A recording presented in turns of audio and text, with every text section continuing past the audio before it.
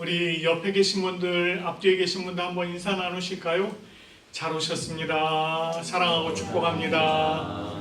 잘 오셨습니다. 사랑하고 축복합니다. 네, 반갑습니다. 자, 저희가 에스더의 말씀을 계속 보고 있습니다. 아각 사람 하만이 유다 사람들을 죽이기 위한 목적으로 아하수에로 왕에게 동의를 얻었고 인장반지를 받은 후에 이제 조서를 작성을 했죠. 그리고 이제 바사, 그러니까 페르시아 전 제국에 이 조서를 보냈습니다. 이 일로 인해서 이 모르드게는 굵은 베옷을 입고 재를 뒤집어 쓰고 성중에 나가서 대성통곡을 하였습니다. 자, 에스더가 넷이 하닥을 보내서요, 도대체 어떻게 된 일인지 알고자 하였고, 이 모르드게는 이 아각 사람 하만이 유다 사람들을 완전히 진멸하고자 한 일과 그 일을 위해서 왕의 금고에 바치기로 한 은혜 금액, 이것을 말하고 조서 초안을 이제 보내서 에스더에게 알게 하였죠. 그리고 왕에게 나아가서 이 일을 고하도록 부탁을 하였습니다. 그러나 에스더는 왕이 부르지 않을 때 나아가는 것은 목숨을 담보하는 일이다 라고 하는 것을 이제 알렸죠. 사실상 이제 완곡한 거절 의사를 보인 것입니다. 이에 대해서 모르드게는 내가 왕후의 자리를 얻은 것이 이때를 위함이 아닌지 누가 알겠느냐, 이 조카에게 그렇게 이제 이야기를 하였죠. 그렇게 종용을 하였고, 에스더는 그러면 자신을 위해서 3일 밤낮 금식을 하십시오. 나도 금식하고 왕 앞에 나가겠나이다. 이제 이렇게 약속을 한 거예요. 자, 그리고 이제 제3일에 에스더가 왕후의 예복으로 이제 갈아입고 이 왕궁 안뜰 어전 맞은편에 섰습니다. 에스더는 왕이 부르지도 않았는데 지금 왕궁 안뜰 어전 맞은편에 선 거예요. 이 행동은 자신의 목숨을 내놓는 일이었습니다. 이제 그녀가 살 수 있는 방법이라고는 왕이 금규, 조금 아까 보셨죠? 금으로 된 요 들고 있는 권력을 상징하는 규, 옛날에 또 호를이라고 표현하기도 했어요. 이 금규를 내미는 것밖에 없습니다.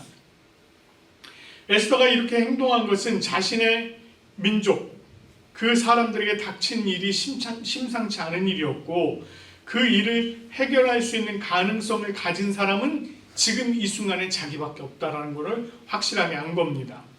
그래서 에스더는 3일을 금식한 후에 큰 결단을 내리고 왕후의 예복을 갈아입고 갖추어 입고 왕궁 안뜰에 선 것입니다.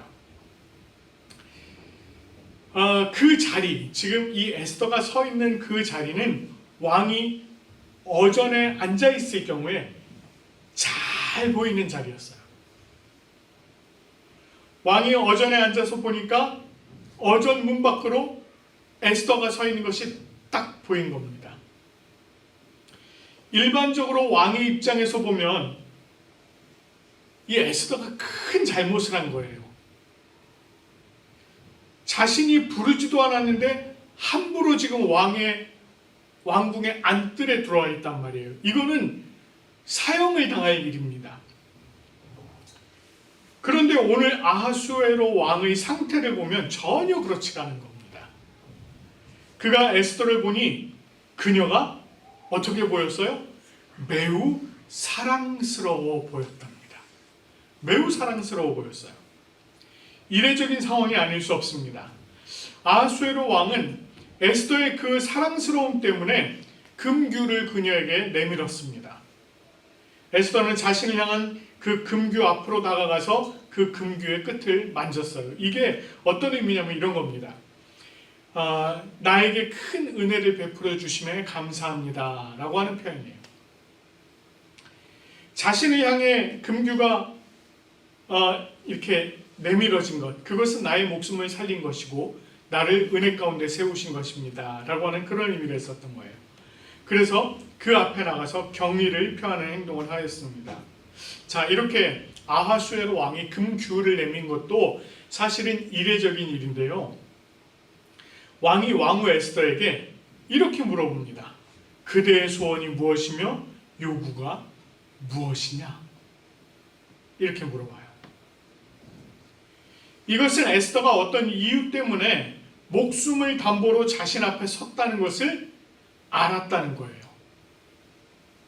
그런데 이런 일이 사실 에스더에게만 있었던 일은 아닐 거 아니겠습니까? 다른 사람들도 이런 일들이 분명히 있었을 거예요. 만약에 이전에 이런 식으로 왕이 부르지도 않았는데 왕 앞에 나온 자가 있었다. 그도 분명히 간절한 소망이 있었을 것인데 그때는 이게 허락이 되지 않았다는 것입니다. 그런데 이번에는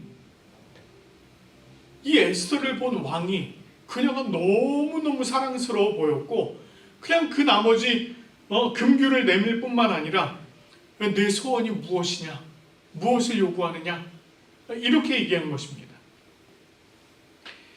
이것은 에스더가 어떤 이유로 자신 앞에 나왔든지 간에 그녀의 사랑스러움이 이 모든 것을 다 상쇄해버리고도 남을 만했다는 거예요. 그래서 그녀의 소원과 요구를 알고자 했던 것입니다. 근데 이제 여기서 이런 표현이 있잖아요. 내 나라를 반이라도 주겠노라. 이 말이 실제로 나라를 반 다 떼어줄게 이런 말일까요?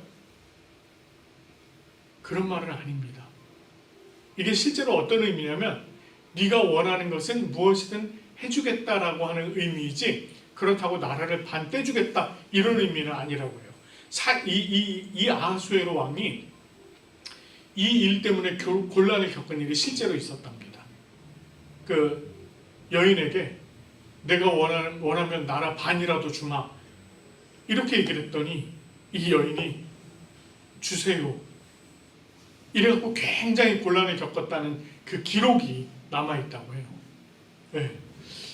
이게 그러니까 입에 발린 말인 거지 실제로 다 준다 이런 의미는 아니라는 겁니다. 자, 그런데 어쨌든 에스더에게 이제 그런 약속을 한 거예요. 에스더가 이렇게 대답을 합니다. 오늘 내가 왕을 위하여 잔치를 베풀어 싸우니 왕이 좋게 여기시거든 하만과 함께 오소서 이렇게 얘기를 해요. 우리는 이미 유다 사람들이 죽임을 당할 위험에 처해 있다는 것을 알고 있습니다. 만약에 우리가 이와 같은 상황에 왕을 만날 수 있게 되었다면 예를 들어서 우리 민족이 정말 이렇게 죽임을 당할 상황이 되었다 이러면 내 소원이 무엇이냐라고 얘기했을 때 당장에 우리 민족이 이러이러한 상황에 처하게 되었으니 이런 일들을 좀 처리를 좀 해주십시오 이렇게 얘기를 했을 것 같아요. 그런데 이 왕후 에스더는 그렇게 얘기를 안 합니다. 그 모든 것을 다 뒤로 해요. 그러고서는 뭐라고 얘기하냐면 잔치에 내가 베푼 잔치에 오십시오. 하만과 함께 오십시오. 이렇게 얘기를 하는 겁니다. 에스더가 왕의 총애를 받는 하만에 대해서 일방적인 말을 쏟아놓지 않았어요. 지금 하만이 왕에게 굉장히 총애를 받고 있는 상황이었거든요. 그러니까 그런 상황에서 잘못 이야기를 하면 그렇죠? 에스더가 아무 증거도 없이 이 하만이 이런 일을 꾸몄습니다 라고 얘기를 하면 이것이 자칫 잘못하면 자신에게 역풍으로 돌아오는 거예요. 그러니까 어떻게 해요? 그것을 그냥 단도직입적으로 얘기를 하지 않고 일단은 추이를 돌아보겠다는 거예요. 살펴보겠다는 겁니다. 일이 어떻게 돌아가는지 조금 보겠다는 거예요. 그래서 하만과 왕을 함께 잔치에 참여할 수 있도록 초청을 합니다. 이 말을 들은 아하수에로 왕이요 하만을 급히 부르라고 합니다. 그리고 하만과 함께 에스더가 베푼 잔치에 갔어요. 자, 얼마나 좋습니까? 기분 좋죠? 이 왕이. 그러면서 술을 마시면서 이제 얘기를 하는 겁니다. 에스더, 당신의 소원이 무엇인가? 내가 당신이 요구하는 건 다 들어줌세. 나라 반이라도 떼어줌세. 지금 얘기를 하고 있는 겁니다. 근데 에스더가 뭐라고 얘기해요? 또다시 이때도 자기의 요구를 직접적으로 얘기하지 않습니다. 반면에 뭐라고 얘기하느냐면 이렇게 얘기합니다. 내가 만일 왕의 목전에서 은혜를 입었고 왕이 내 서청을 허락하시면 내 요구를 또 시행하기를 좋게 여기시면 내가 왕과 하만을 위하여 베푸는 잔치에 또 오소서. 내일 왕의 말씀대로 하리이다. 이렇게 얘기해요. 당장 내일 다시 잔치를 베풀 것이니까 그때 하만하고 다시 오시옵소서. 그러면 그때 말씀드리겠습니다. 이렇게 얘기를 하는 거예요. 이렇게 잔치를 마치고 나오는 하만, 그 마음이요 엄청 기뻤습니다. 그런데 그렇게 기쁘고 즐거운 마음으로 돌아 나오는데 그의 눈에 누가 보인 거예요? 모르드게가 보였습니다. 엎드려서 움직이지도 않고 있는 이 모르드게, 그를 보더니 분노가 치밀어 오르기 시작해요. 화가 나는 거예요. 지금 내가 기분 좋게 지금 왕과 함께 지금 잔치, 그 왕후의 잔치에 갔다가 지금 나오는데 다 좋은데 지금 에이 잡쳐, 이렇게 되는 겁니다. 기분이 잡친 거예요.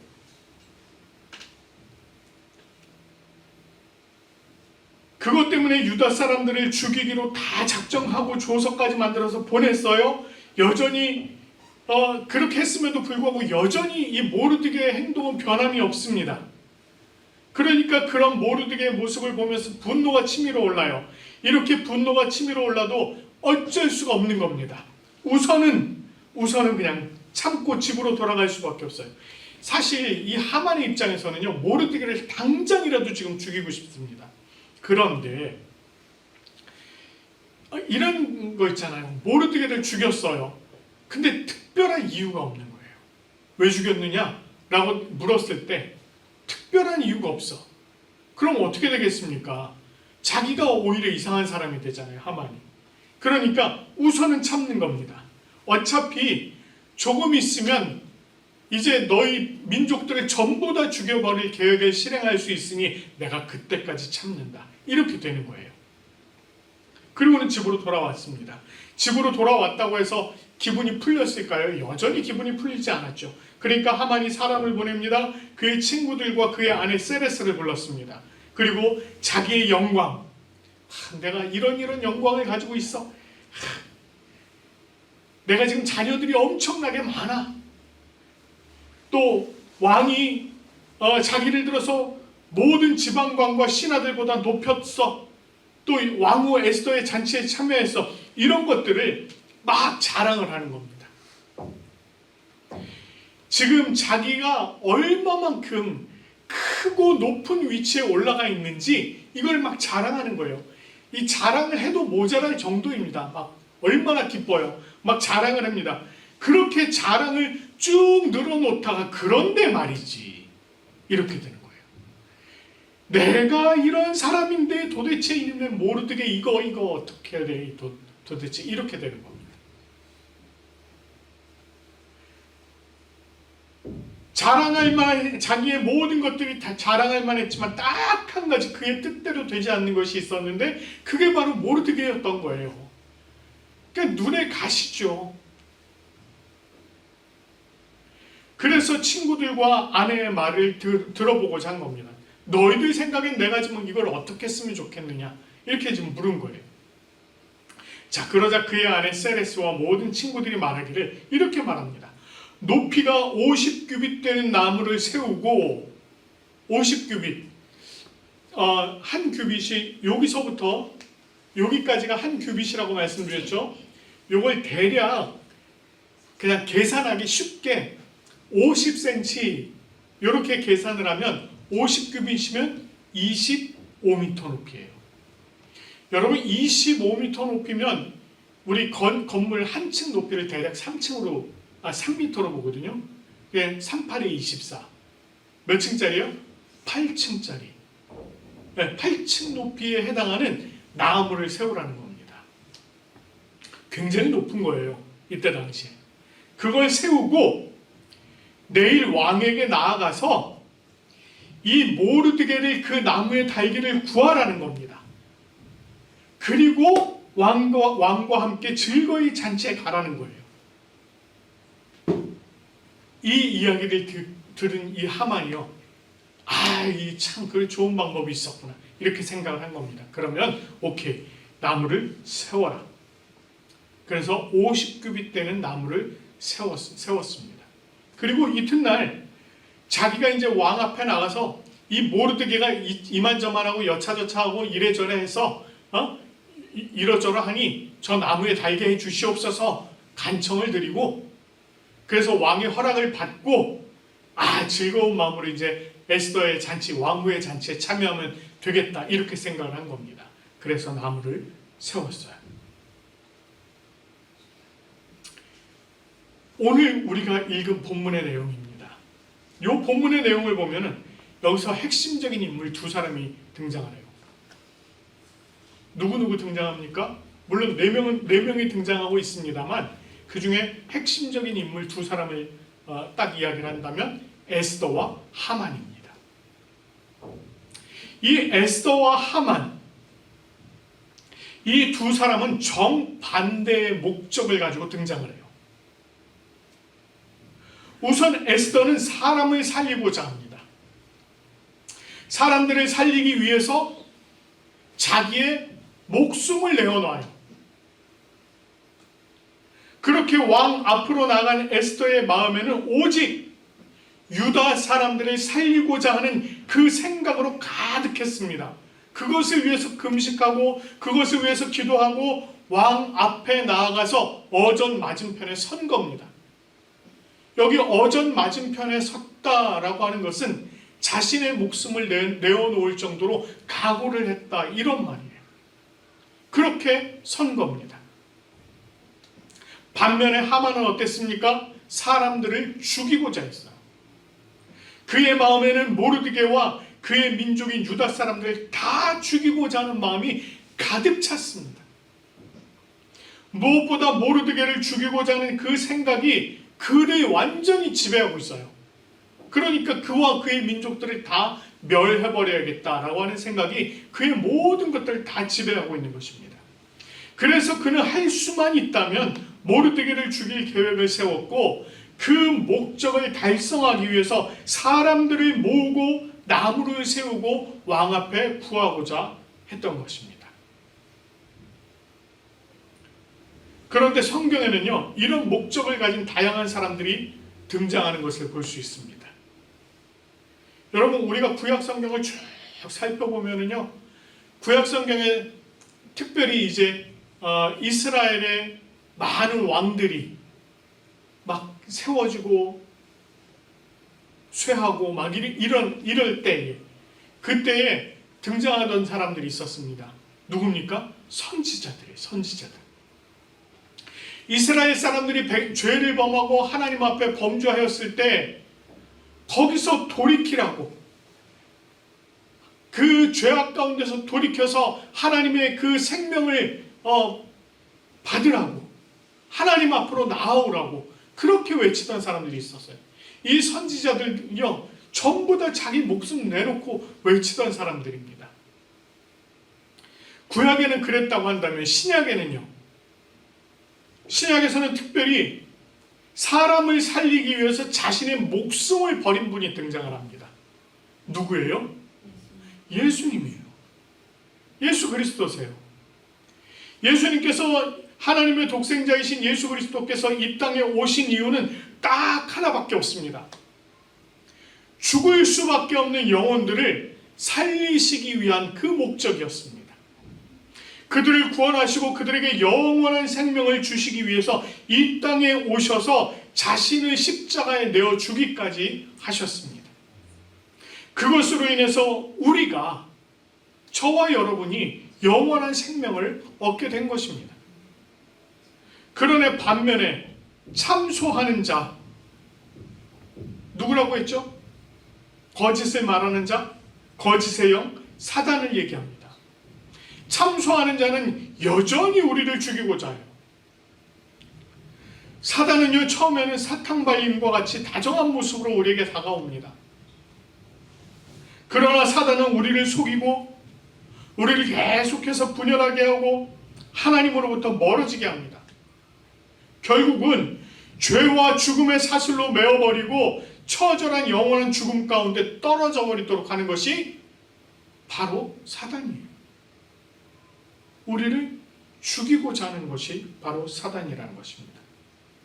그렇다면 우리가 누구의 영을 받아 살아야 되겠습니까? 누구의 영향을 받아서 살아야 되겠습니까? 어떻게 하든지 속이며 거짓을 반복하고 분열시키고 죽이고자 하는 이 사단의 영향을 받으며 살아야 되겠습니까? 아니면 사랑하며 긍휼히 여기고 서로 돕고 하나 되게 하며 살리고자 하는 예수 그리스도의 영향을 받으면서 살아야 되겠습니까? 이렇게 질문을 하면은요, 답은 뻔하죠. 그렇죠? 답은 뻔해요. 우리는 항상 모범 답안을 가지고 대답을 합니다. 당연히 예수 그리스도의 그 영향을 받으면서 살아야지요 라고 이야기를 합니다. 그렇게 대답을 해요. 그러나 우리의 실제적인 삶을 돌아보면 한번 여러분 자신의 실제적인 삶을 한번 돌아보십시오. 곰곰이 자신을 돌아보시면서 생각해 보시기 바랍니다. 우리가 그렇게 살고 있습니까? 과연 내가 그렇게 살고 있을까요?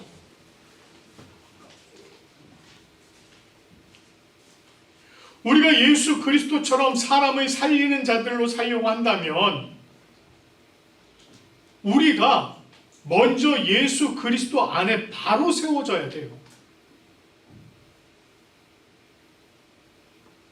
그리고 우리를 향해 맞서고 있는 세상을 향해서 담대하게 설 수 있어야 하는 것입니다. 여러분, 우리가 예수 그리스도 안에서 바로 세워진다는 것 무엇을 얘기하는 것이겠습니까? 우리 교회 비전이 뭐라고요? 우리 교회 비전? 주님의 뜻이 이루어지는 교회. 우리 교회는 주님의 뜻이 이루어지는 교회로 세워지기를 원합니다.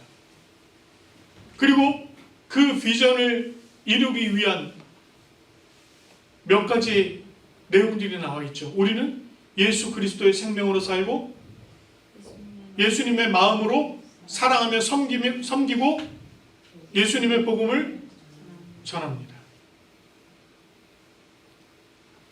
우리 안에 예수 그리스도의 마음이 없고 예수 그리스도의 생명이 없다면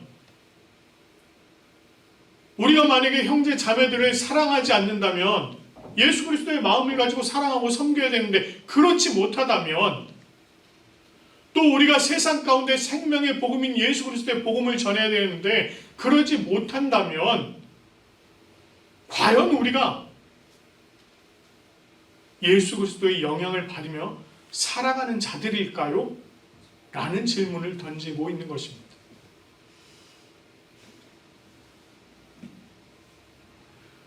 우리가 정말 예수님을 닮은 삶을 살아야 됩니다.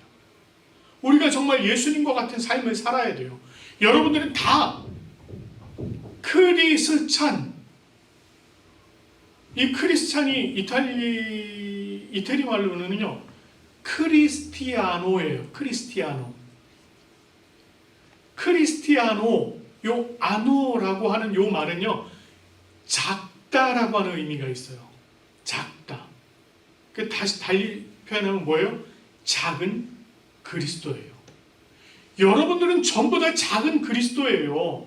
이게 무엇을 의미하겠습니까? 우리가 예수 그리스도의 영향을 받아서 살아가는 사람들이라는 거예요.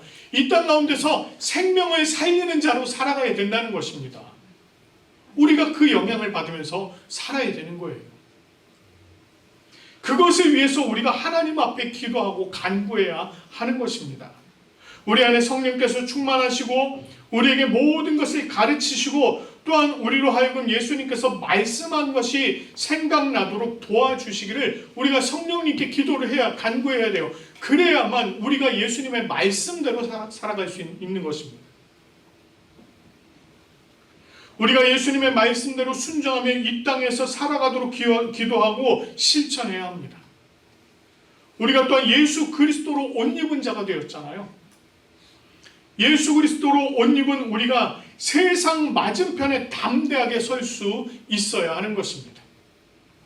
그것이 바로 사람을 살리는 일이고 우리가 해야 하는 일인 것입니다. 오늘도 우리가 말씀을 통해서 예수 그리스도와 동행하며 사람을 살리는 자들로서 주님 안에 온전히 세워지고 세상을 향해서 담대히 맞설 수 있는 저와 여러분들 되시기를 간절히 축원합니다.